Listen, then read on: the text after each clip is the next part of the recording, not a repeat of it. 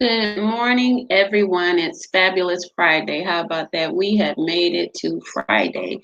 And so we are going to talk about following your star. Remember that my classes for economic, health, wealth, and social impact for professionals are going to be starting on Wednesday, July the 7th.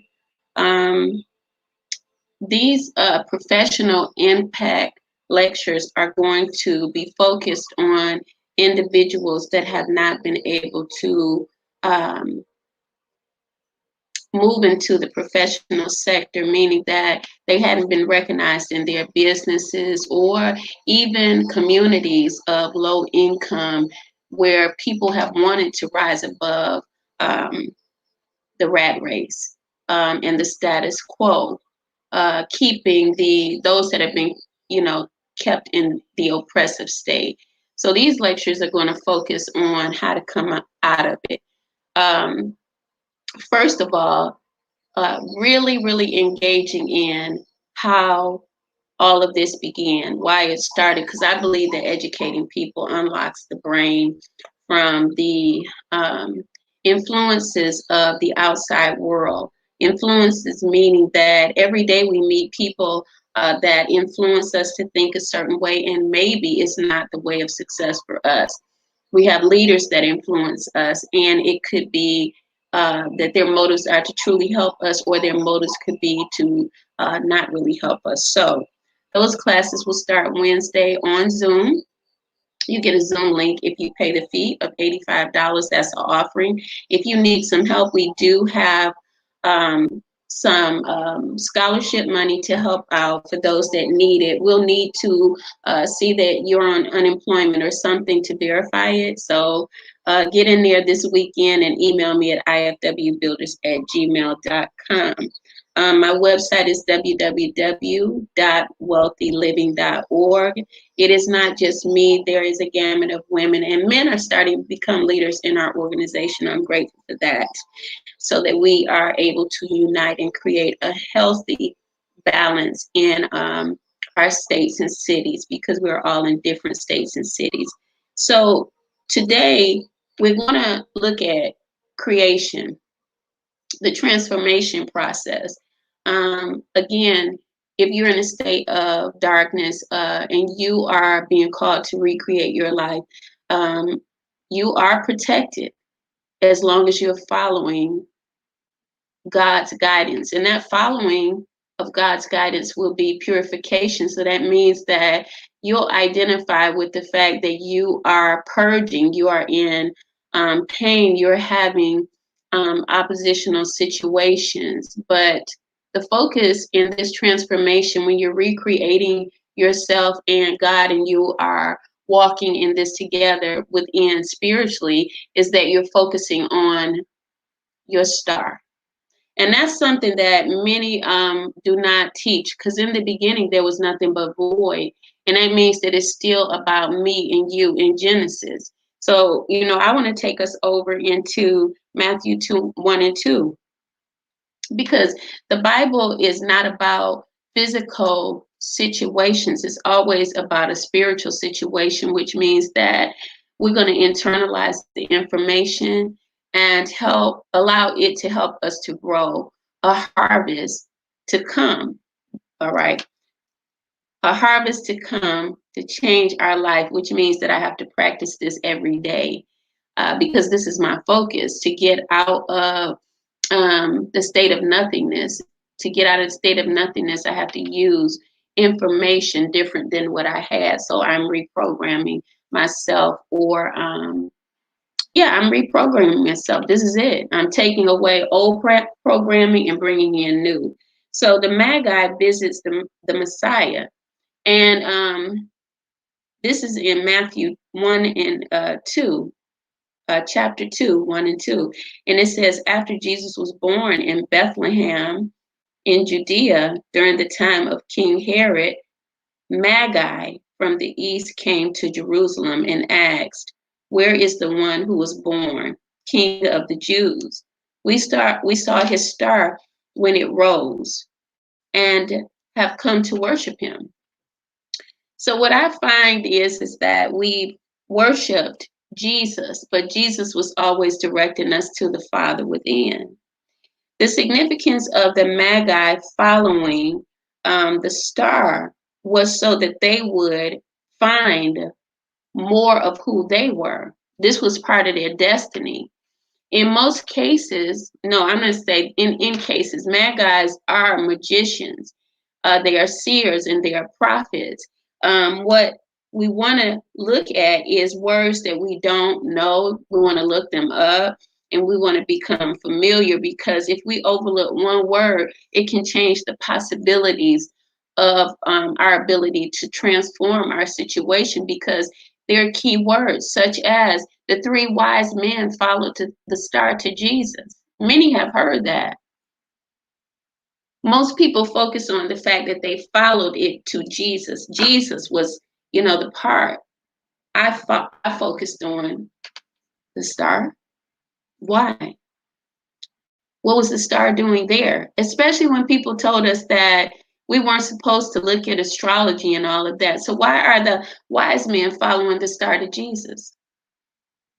And what I found is that the star is significant. It goes deeper than what I will talk about today, of course.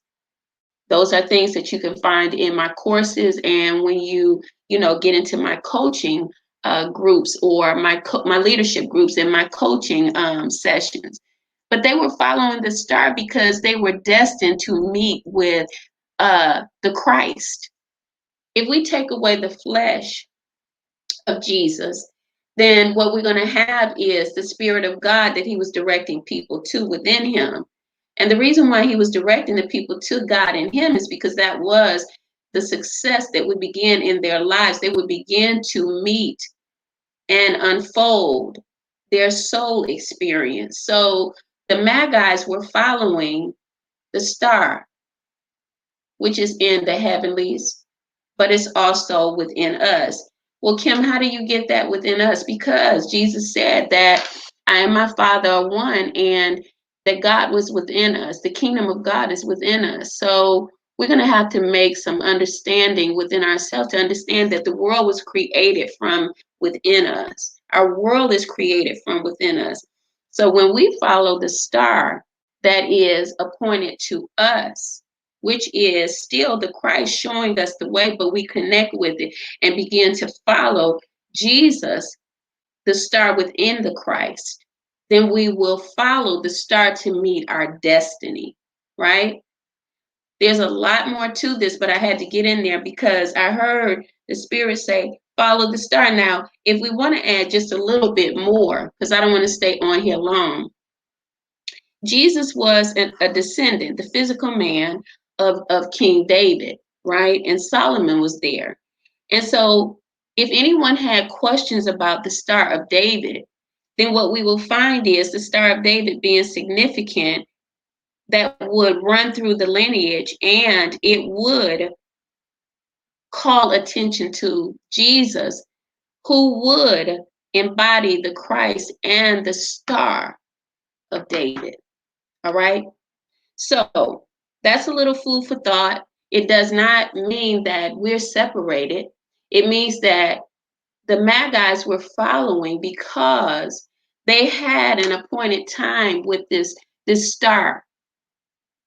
That star would glean information and a new level of life for them, by the way, and possibly to give to others, because they were prophets.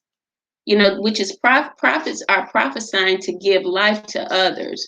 They are seers. Seers are seeing so that they can show people the way. For people that don't know the way. Now, do we depend on them? No.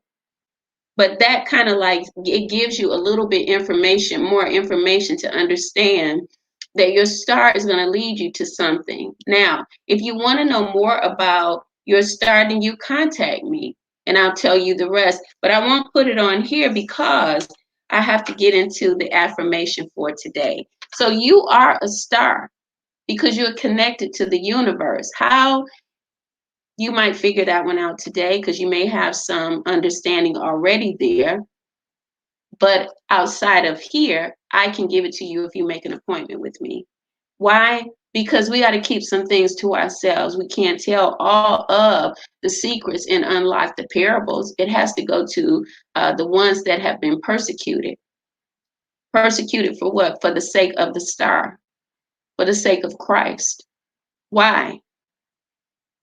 Because there was something connected to it that is of value, not physical, but spiritual.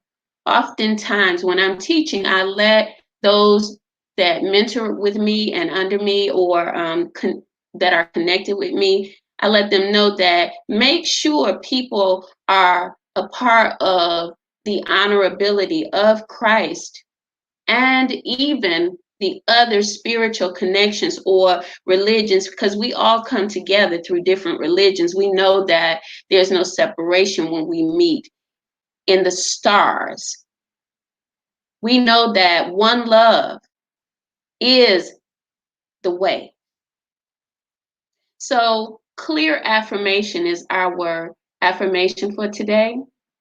It says, decide what it is you wish to work on, then create simple, clear affirmations or goals in the present tense as if they were already in existence, such as, I have the perfect job, which is fun, fulfilling, and financially rewarding, and allow yourself to visualize your life as it will be when you have achieved your goal. It all connects with following the star, because whenever you're recreating, you're going to get on track with your star. And so if Jesus is the master that you were following, he's going to teach you to follow your star. This is all throughout the time when he was teaching the disciples. But the disciples had to get disciplined. They had to become disciplined, where they were emotional, where they were overspending, where, everything about life mattered more than their spirituality. Why did they have to do this? Because they were called to walk with Christ. So when you take the physical man, Jesus, out, then you have the embodiment of the spirit of Christ, the God within. That God within Jesus was calling them, which is what happens. The calling can come through a leader, or the calling will come to you at night, through the day. You'll hear something calling you, right? So honor the call and make clear affirmations. And if you're in transformation, become the butterfly. Don't stop at the cocoon stage and break out too early. Honor your rebirthing process. All right. Old things pass away and new things come. The other side is much more glamorous. You're also breaking illusions when you go on and walk through that transformation. No longer are you influenced or under someone else's influence to believe what they say. Now you're taking power over your own life, control and accountability to see things and live according to your star. All right. So my coaching offerings are in my bio, and they're also in the description box. Thank you guys for listening. Thank you for sharing, and thank you for being a part. Thank you for knowing that you are worthy of being and doing greater things. Blessings. Have a great weekend and be safe.